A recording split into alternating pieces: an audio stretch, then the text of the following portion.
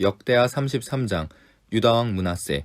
므낫세가 왕이 되었을 때 그는 12살이었다. 그는 예루살렘에서 55해 동안 다스렸다.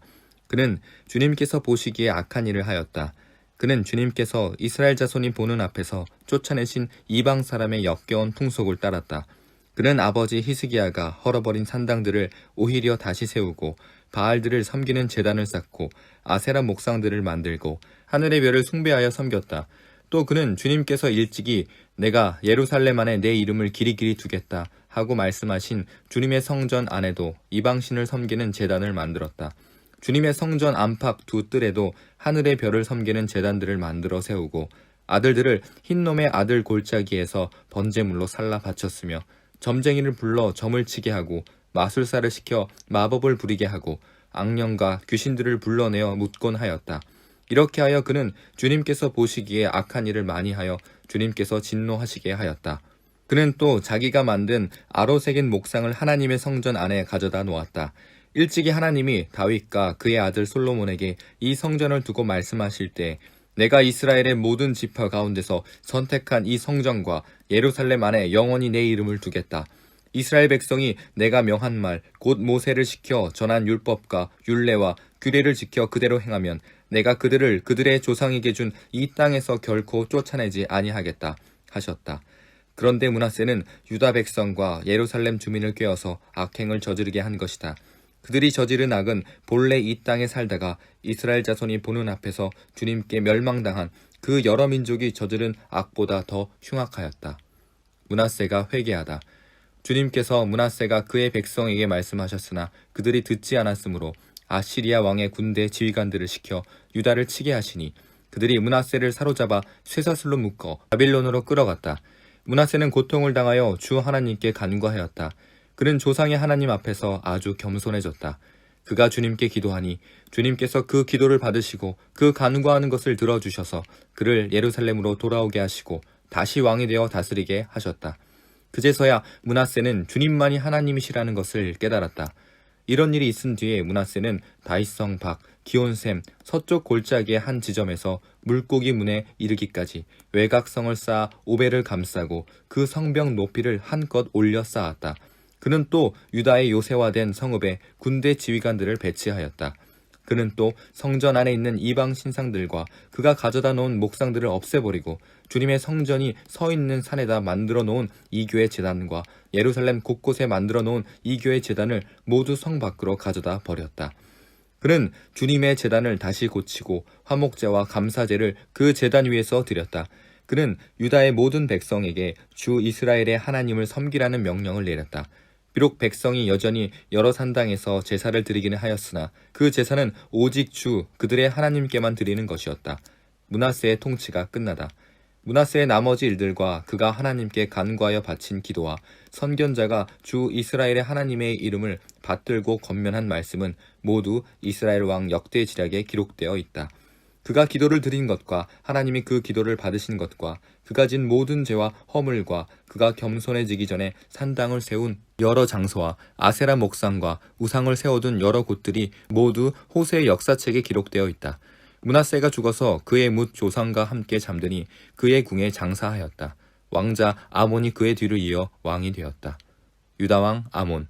아몬이 왕이 되었을 때 그는 22살이었다. 그는 예루살렘에서 2해 동안 다스렸다. 그는 아버지 므낫세처럼 주님께서 보시기에 악한 일을 하였고 그의 아버지 므낫세가 만든 아로새긴 모든 우상에게 제사를 드리며 섬겼다. 그의 아버지 므낫세는 나중에 스스로 뉘우치고 주님 앞에서 겸손해졌으나 아몬은 주님 앞에서 스스로 겸손할 줄도 모르고 오히려 더 죄를 지었다. 결국 신하들이 그를 반역하고 궁 안에 있는 왕을 살해하였다. 그러나 그 땅의 백성은 아몬 왕에게 반역한 신하들을 다 죽이고 아몬의 뒤를 이어서 그의 아들 요시야를 왕으로 삼았다. 34장. 유다왕 요시야. 요시야가 왕이 되었을 때 그는 8살이었다. 그는 예루살렘에서 30해 동안 다스렸다.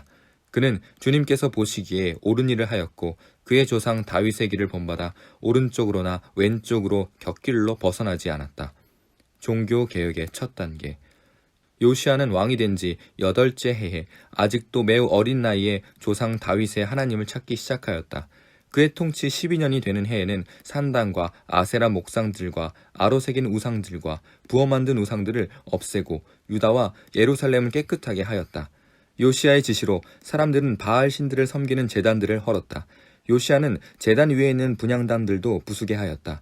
그는 또한 아세라 목상들과 아로 새긴 우상들과 부어 만든 우상들을 빻아 가루로 만들어서 그 제단에서 제사를 드리던 자들의 무덤에 뿌리고 제사장들의 뼈를 제단 위에 불살라서 유다와 예루살렘을 깨끗하게 하였다.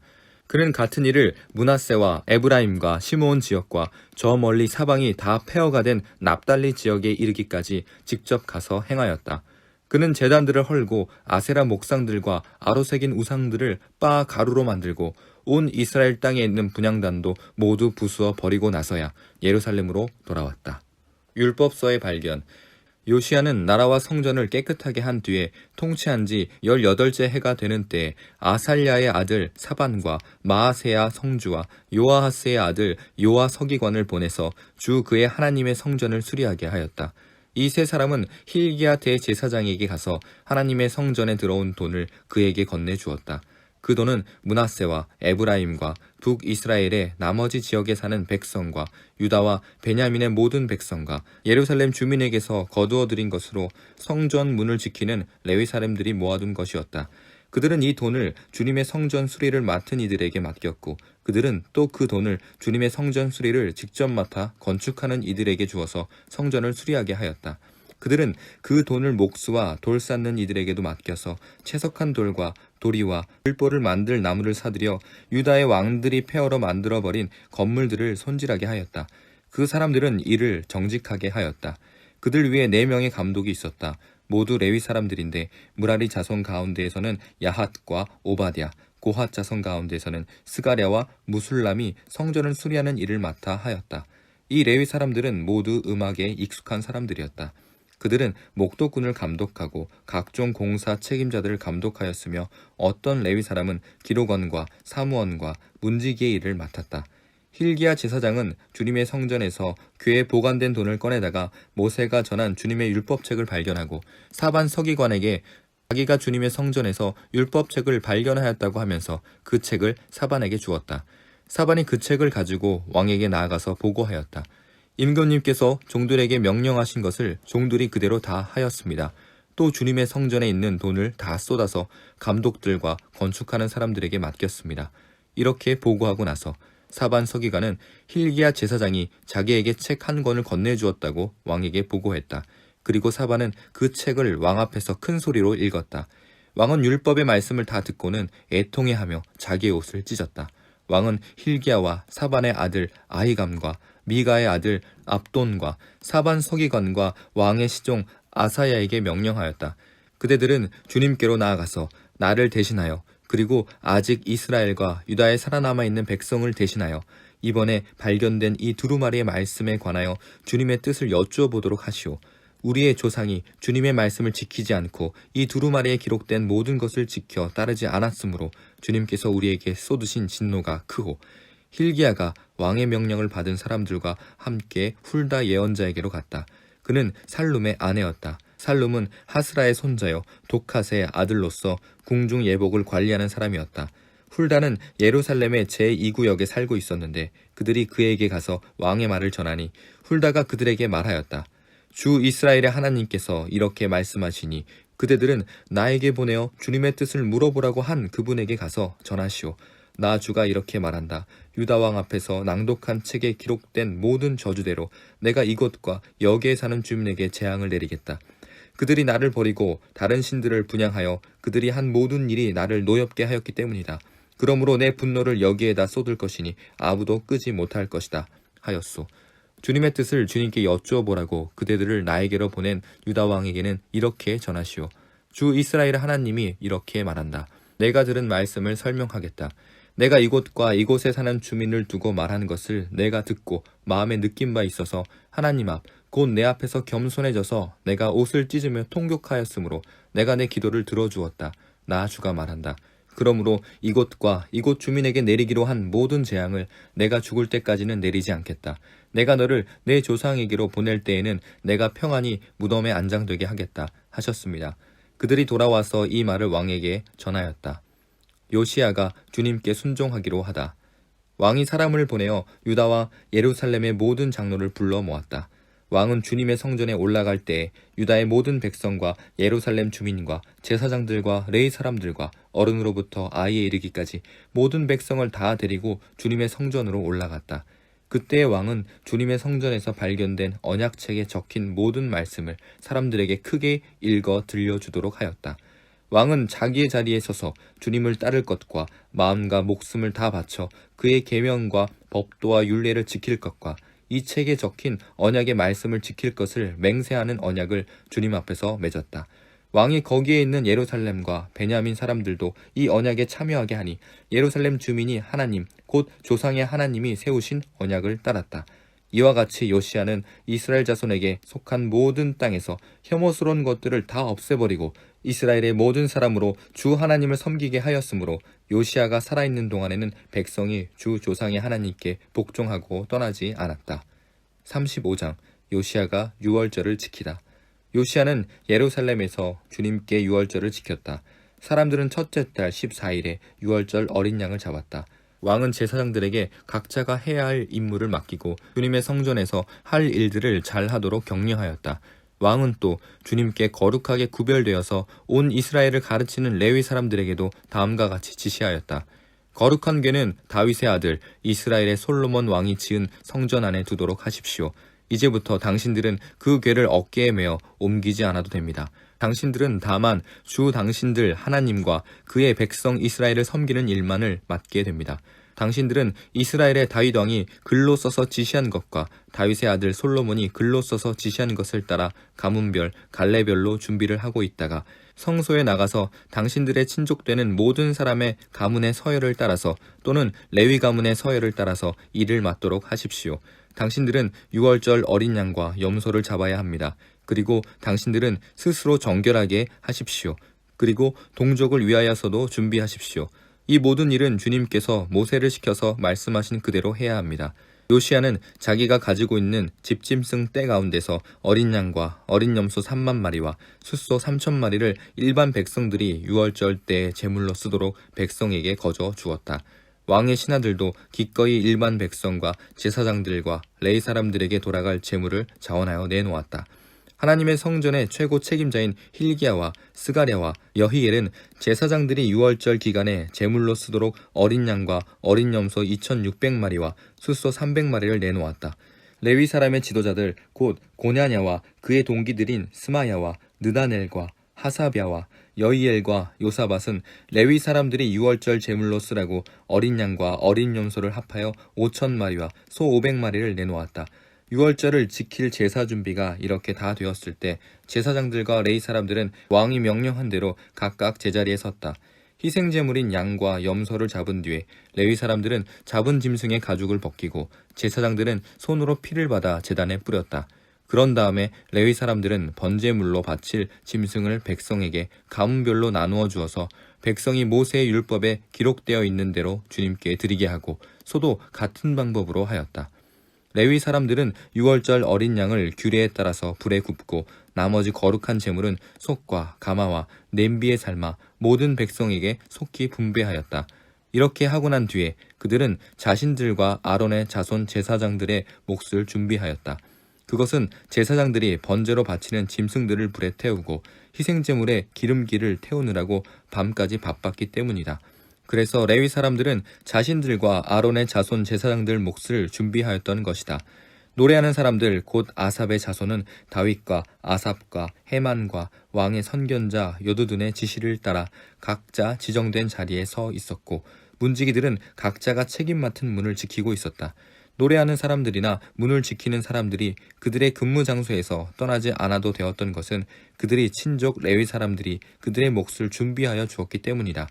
이와 같이 그날에 요시야 왕이 명령한 대로 모든 일이 다 잘 준비되어 주님께 예배를 드릴 수 있었다.